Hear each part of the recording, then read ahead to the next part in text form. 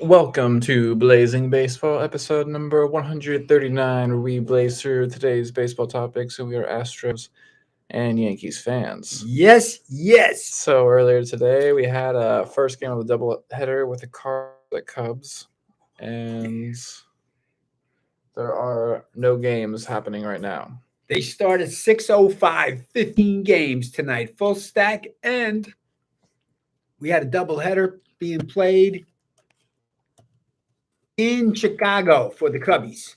Yes, and it was announced less than an hour ago that Tatis will get shoulder surgery. So we'll delve into that later on this podcast. And then later today, the Cards will play the Cubs in the second game of the doubleheader. And sorry if I mispronounce any names in this podcast. And the Cards Woodford, who's 2-0, will play against the Cubs Sampson, who's 1-3. And then we have the Reds at Phillies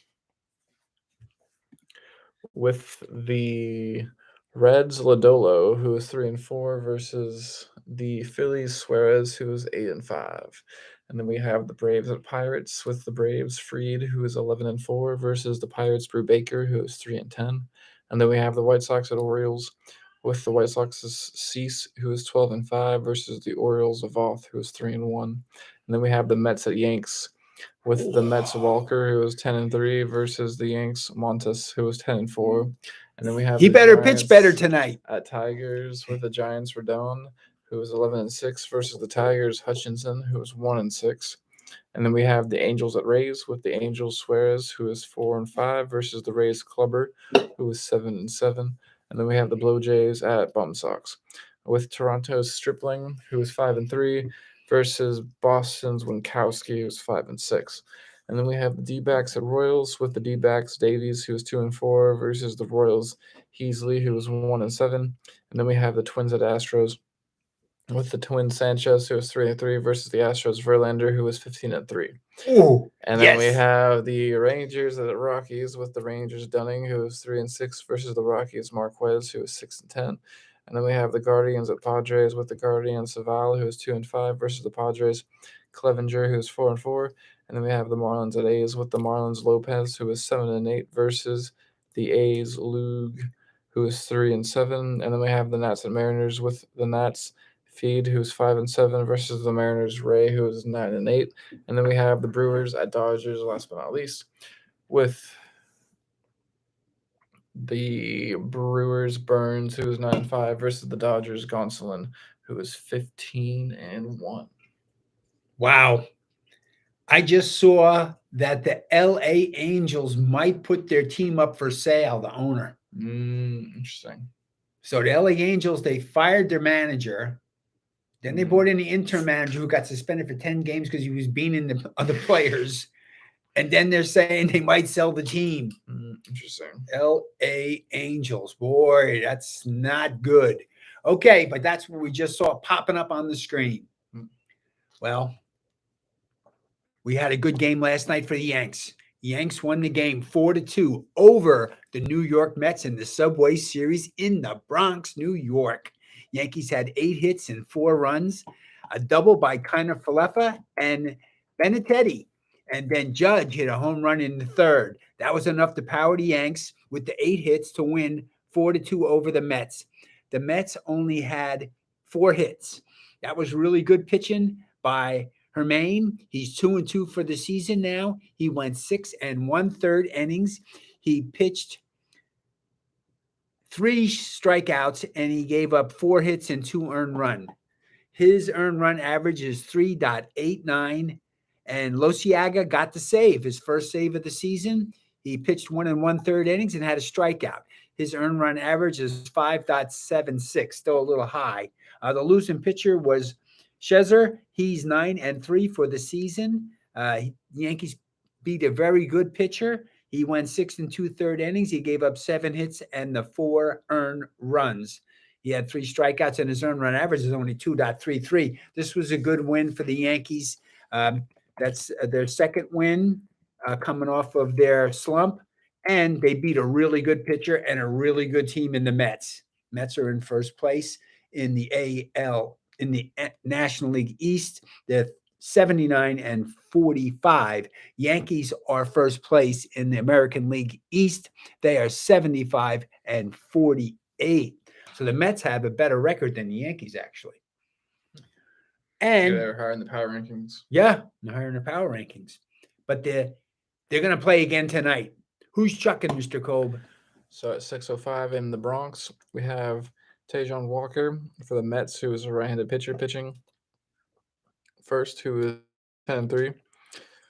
Starting, and he is a 3.36 ERA with 85 strikeouts. And up first for the Yanks is Frankie Montes, who is a right-handed pitcher who is 4-10 with 3.87 ERA and 117 strikeouts. And then up first for the Mets is Nimmo at center field, betting 265, and then Marte at right field, betting 293. And then Lodor at shortstop, betting 273. And then Alonso at first base, betting 268. And then Vogelback at DH, betting 241. And then McNeil at second base, betting 319. And then Canna at left field, betting 273. And then Batty at third base, betting 125. And then Naito at catcher, betting 224. The boy Batty, the kid from Lake Travis High School, is the third baseman for the New York Mets. And he came up the first time at bat for the Mets 3 games ago. He had a home run. His first at bat, Major League Baseball. He's a kid from Lake Travis, Texas. Yep. All right. It's a cool story. Yeah, good story. He went to your alma mater. Yep. All right. Beatty. Got it. Got it right. Thanks, Mama. All right, up first for the Yanks is Benintendi at left field, batting 303. And then LeMahieu at third base, batting 281. And then Judge at center field, batting 295. And then Rizzo at first base, batting 221. Go. And then Torres at second base, batting 244. Let's go. And then Donaldson at DH, batting 221. Win again. And then Cabrera at right field, batting 136. And then Connor Falefa at shortstop, batting 268. And then Higashioka at catcher, batting 195. All right. And Astros are at it tonight against the Minnesota Twins. Yes, so at 7:10 in Minute Maid in Houston. We up for the Twins. Texas. We have Aaron Sanchez, who is a right-handed pitcher, who is 3-3 with a 7.68 ERA and 24 strikeouts. And on the mound for the Astros is Justin Verlander, who is a right-handed pitcher, and he is 15-3 with a 1.95 ERA and 138 strikeouts. Going for the Cy Young Award-winning National League pitcher. Mm-hmm. Yep. Let's see if we got a lineup in here for you. I got the refresh screen going.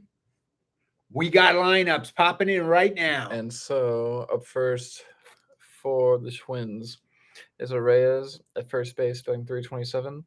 And then Correa at shortstop, batting 269. And then Polanco at second base, batting 236. And then Miranda at DH, batting 280. And then Gordon at center field, batting 277. And then Kepler at right field, batting 226. And then Urshela at third base, batting 266. And then Cave at left field, batting 176. And then Sanchez at catcher, batting 217. And then up first for the Astros is Altuve at second base, batting 278. And then Gurriel at first base, batting 247. And then Alvarez at left field, batting 296. Excuse me. And then Bregman at third base, batting 261. And then Tucker at right field, batting 260. And then Mancini at DH, batting 261. And then Pena at shortstop, batting 246.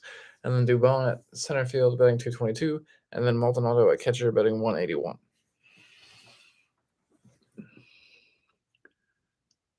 It's a good game. Going to be a good game. And I think Verlander's going to win. That's my prediction anyway.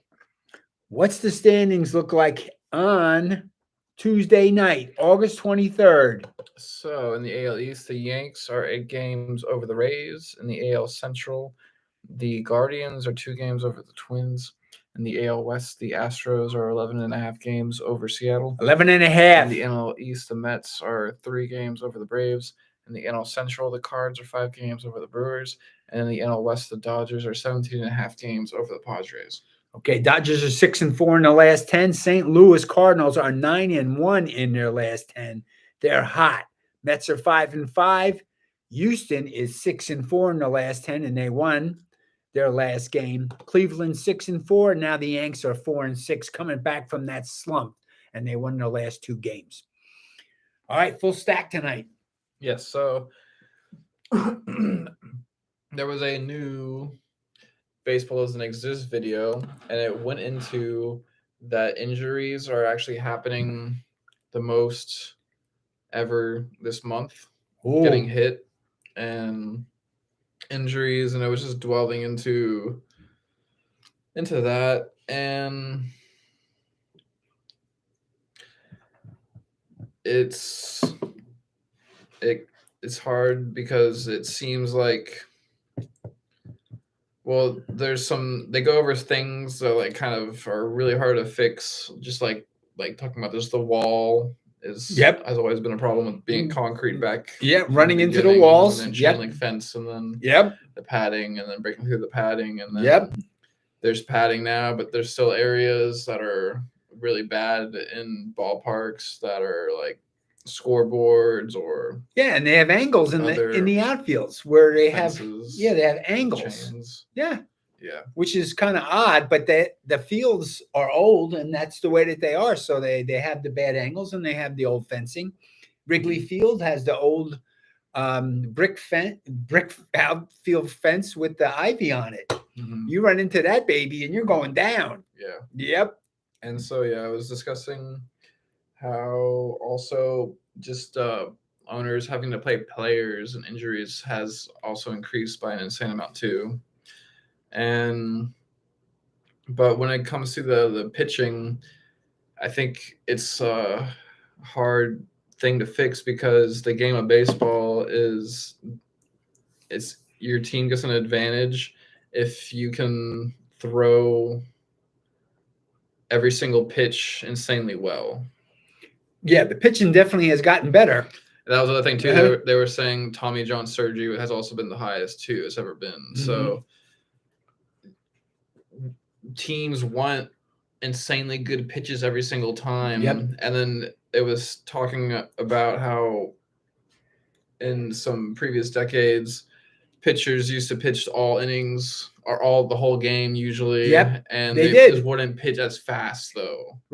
As much miles per hour because they don't want to throw out their arm because they're pitching the whole game for sure. That's right. And sometimes they would pitch the next day. Yes.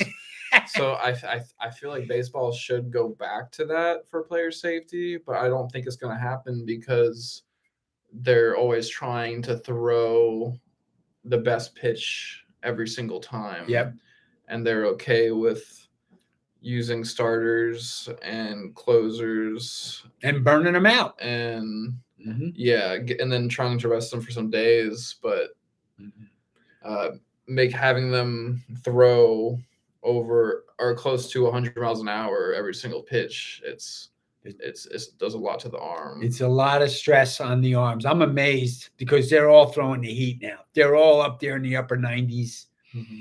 They're not throwing knuckleballs. They're not throwing a lot of slow curveballs. They're throwing heat, and they're throwing sliders that are in the high 90s. It's pretty amazing to me. The quality of the pitching is better. It's faster.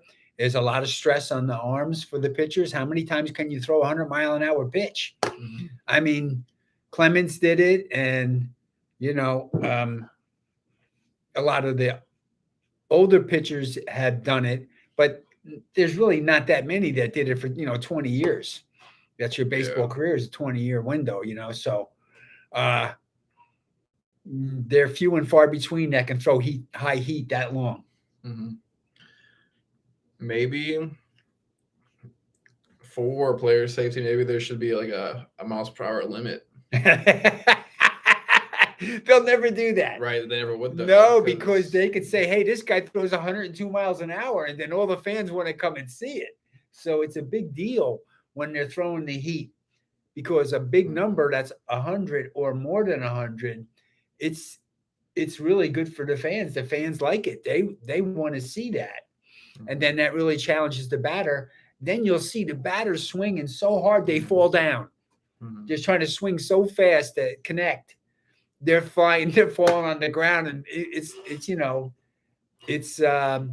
a lot of intensity, Mm-hmm. a lot of intensity at the plate between the pitcher and the batter with the heat. Mm-hmm. And that's why I think people are getting hurt. There's a lot of people getting hurt. They're playing hard. Everybody's playing hard. Everybody wants to win. Mm-hmm. Everybody wants to get into the World Series and make their name in history. Yeah, that's what it's about. When the players, the professionals, they could be a great player, but if they didn't win a World Series, that's not good for their record. They know that. They want to win a World Series, mm-hmm. at least one. Yeah. Yep. Or multiple. Yeah. Like the Yankees. Yeah. Okay. Yeah, it's just interesting. I think it's just an unfortunate byproduct of competition. Yep. High competition. High level of competition. Everybody's trying as hard as they can every pitch and every play, and they're willing to jump into the stands to catch a ball. And, it's pretty exciting, but they're taking risks. Mm-hmm. And you'll also see the players crashing into each other in the outfield or trying to catch two guys trying to catch the same ball. They don't want to make a mistake. They want to make sure that they're doing everything they possibly can to help their team win, that's what baseball is all about. It's about the team and getting and winning. Mm-hmm. Yeah, there was another interesting thing they were saying too. It was saying there's more head sliding into second base, and home because it's faster. Yep. I'm not sure. I haven't heard about. I'm not sure. I haven't heard about that. That's interesting. And but that's my own take on it. I'm trying to remember the exact rule, but there was a rule change that happened where the sliding, I think, may become a problem. So the head first became the norm, but that's actually increased the injuries. Yep. Well, you'll see head first is always They put the glove. They put that glove on now. Yeah, the runners put a glove on, a mitten, and the mitten protects them from breaking their fingers. Yeah. Because as a batter, you can't break your fingers, or as a thrower. Yeah. If you're throwing right hand and you break a finger, you're in big trouble. So they're trying to protect their hands with those mittens. Yeah. So, they're trying to do that. And I noticed that there's more protective gear on the players that are batting, on their elbow and on their wrists, on their feet. Mm-hmm. We've had fractured feet from the foul tips coming off 100-mile-an-hour fastballs. Interesting.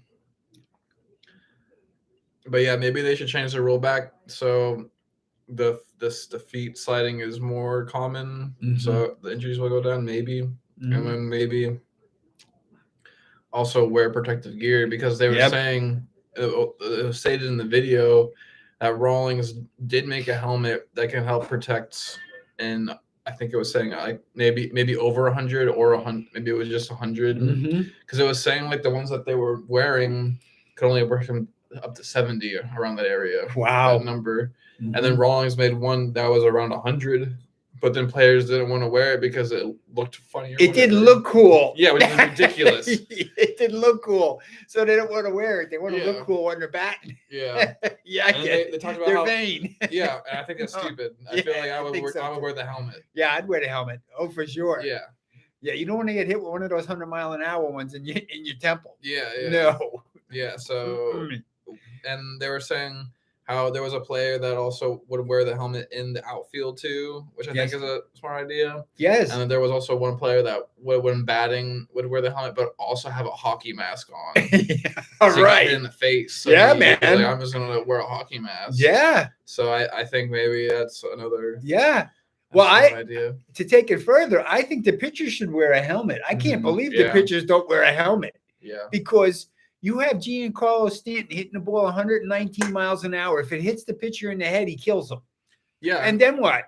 I mean, then what? Why wasn't he wearing a helmet? Why? Put a helmet on. It doesn't matter. Maybe if Chapman from the Yankees was wearing a helmet when he got hit with a ball off the bat, maybe he wouldn't have to have a plate in his head. That's right. Exactly. It definitely would have helped him. Yeah. Yeah, it can kill you. Yeah, Anyway, he had to but go to the hospital right after he got Yeah, hit, so maybe yeah. he wouldn't have even had to go to the hospital. Maybe who yeah. knows? Well, Maybe yeah. they If you have a could've. helmet on and you're a pitcher and they hit you in the head and it hits the helmet, you're protected a certain Yeah. amount. Yeah. Way better than not having a helmet on. I mean, not having a helmet on and being a pitcher with the batters hitting the ball as hard as they're hitting in your face. I'm amazed that Major League Baseball doesn't make the pitchers wear a helmet just for safety purposes. Yes, and so Safety first. yes, I was reading a USA Today article about and I didn't finish it, but it was about Tatis, and I kind of want to go back into it, but it was saying how apparently his reasons for the failed drug test changed a few times, and it was going into the fact that he cheated, and it was alleging that he was doing this to try to recover from a shoulder surgery from beginning of the season, because before the season he injured it in some kind of motorcycle accident or some kind of motorized vehicle ATV. accident. Yep. That wasn't apparently reported until spring training started. So keep it quiet. It sounds like he was trying to recover faster by using this banned drug, and it was basically like kind of just saying like this guy's career is now always tainted. Is tainted now. It's tainted. Unfortunately, he got suspended for half a season, right? Yeah, for the remainder of the season, like 80 games and more. Yeah, got half. But half a season because then I was saying how other players can't get into the Hall of Fame because of doping, and he's now in this category, which is unfortunate. And and he's a young guy. Yeah.